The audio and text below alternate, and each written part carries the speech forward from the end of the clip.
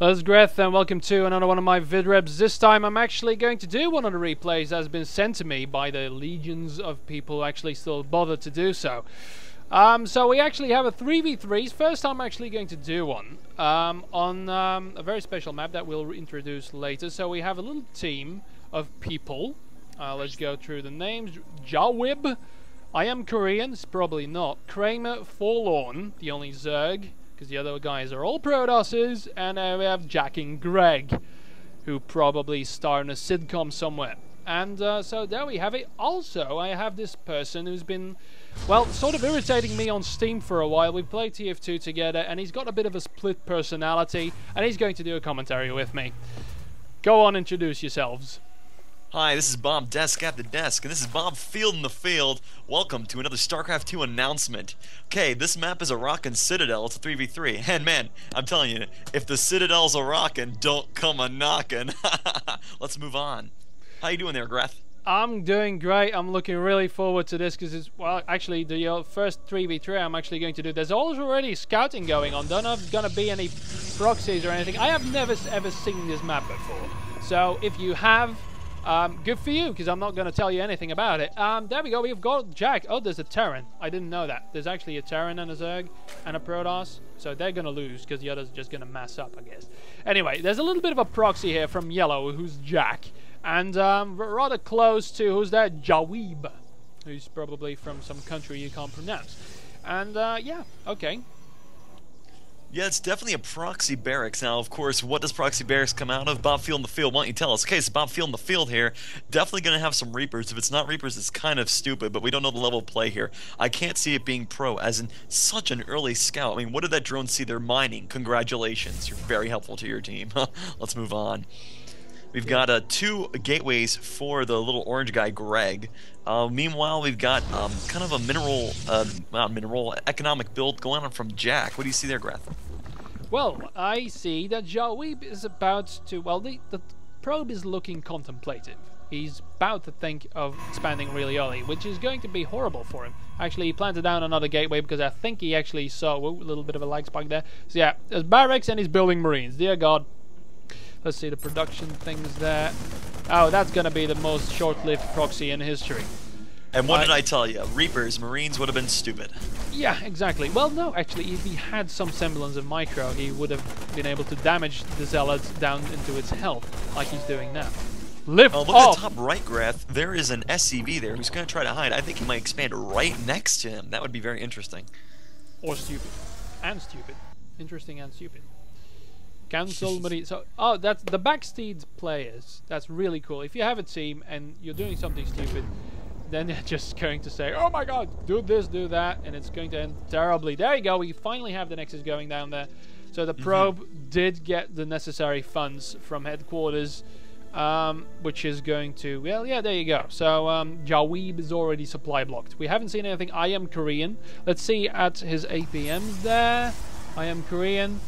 He's actually not bad at APM, but he's far from being Korean there. Okay, well, Bob Field in the field just reported to me we got 4, count them, 4 gateways coming up for Orange. Now that could be a 4-gate push if we've seen before, but looking at the level of these players so far, I don't see any sort of special 4-gate push. And run little Zealot, can you see the 2 little Zealots that are following the flying barracks? They look like, you guys can't hit them, sorry. Maybe if you could shoot them out. No, you can't do it, sorry, no. Let's move on. Aww. And now the barracks is just going to hang there just to taunt him. They look, when they were following, they kind of look like frogs walking on 2 legs. Why so much Define, Zerg? You. He has a very high Define. He's actually. Oh, look at that, huh? Yeah, 3 spine corals and okay. Wait, I have an idea. Yeah. Let's block our mineral line when we don't have a ramp and we have 2 allies, one on either side to protect us. What do you think about that? Yeah, exactly. It's the new strategy, I think. He's also going for an evolution chamber, so he's going to add some spore crawlers to that, I think. It's wonderful. Okay, Red's got the gold, and he's already got a gateway, and he's starting to populate. He's actually smart enough. He's not smart enough. I thought he was smart enough to transfer his probes from the blue to the gold. No. Even though he has the gold, he's going to keep his probes on the blue. Yeah, he wants to savor it. I mean, he doesn't want to mine it all at the same time. He wants to have it for a while, because probably he's going to stack up a lot of... Why are they building zealots? Everyone's building zealots. They're all doing the same fucking thing. Look at Kramer. Really. So we do have some sitcom quality to this. We have Jack, we've got Greg, we've got Kramer. Okay, it looks like the lower team's taking out the rocks. That's very interesting. Bob, desk the desk. What do you have to say about purple? Well, I think purple could definitely get some banelings because there's so many tier 1s out here right now. All those zealots. I mean, you gotta predict a 3-gate zealot, right? I mean, a 3 Protoss is gonna have a bunch of zealots. Banelings could rip them apart, but no, he's gonna have 4 Zerglings. Oh, sorry, 6 Zerglings and 3 Spine Crawlers. Very intelligent on his part. Yeah.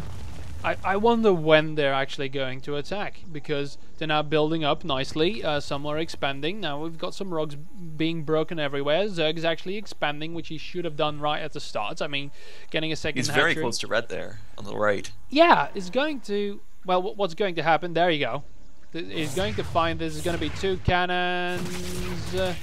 Stalkers for blue. We got something else aside from zealots and Zerglings. Yeah, we've got 2 stalkers. Hooray. What is yellow doing? Yellow's doing nothing, apparently. Not a lot. He's building Let's get Banshee tech, but not build a Banshee, because instead let's supply lock ourselves. Let's move on. All these Zerglings are actually getting killed by the cannon. Most of the probes have been killed, but Christ almighty, that should have been... I don't know. Maybe he could have alerted his allies or something, but no! There's going to be a stupid attack. Oh my god, there's sentries here. Bet he's going to use Guardian Shield. Yes! He's going to use Guardian Shield. I knew it. Completely and utterly useless. But he's using it. And now, of course, all of Greg's forces. Greg, sadly, not being Dr. House here. Not finding a solution in inescapable odds. As you've been talking, purple did come in with some Zerglings and crushed all of red's probes on the mineral line. And once yellow's become unsupply locked, he's got a barracks, not a barracks, a factory up there with the tech lab, and he's pumping out... Okay, why would you pump out Hellions off of a tech lab? It's a new tactic, because he researched tank siege. By the way, I can see the quality is just about some delay.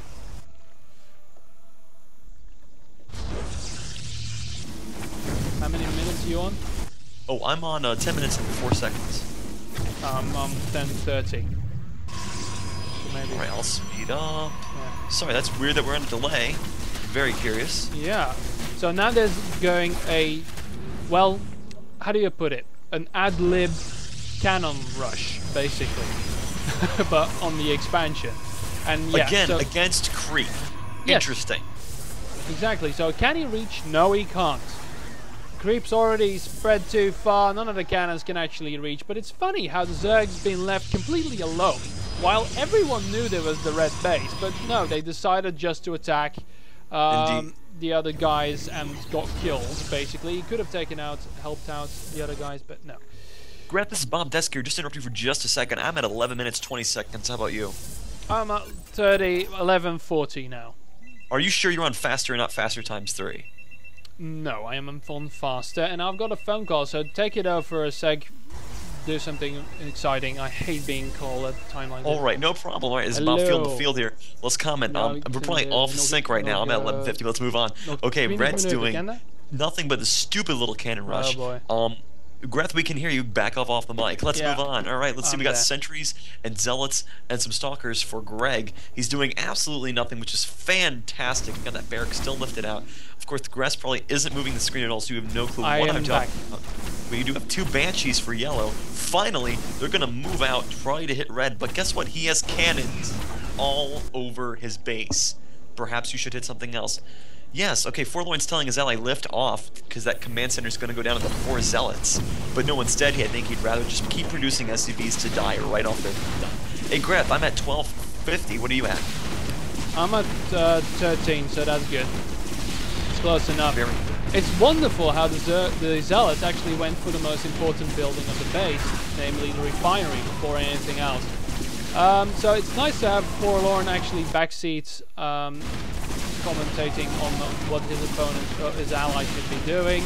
The Banshees actually helped him out there, and he didn't actually lose his command center. No, that's true. So it's actually helping. The thing is, what Forlorn should be doing is yelling at the top of his lungs or typing at the top of his fingers just to ask the other guys to help them with the freaking goal.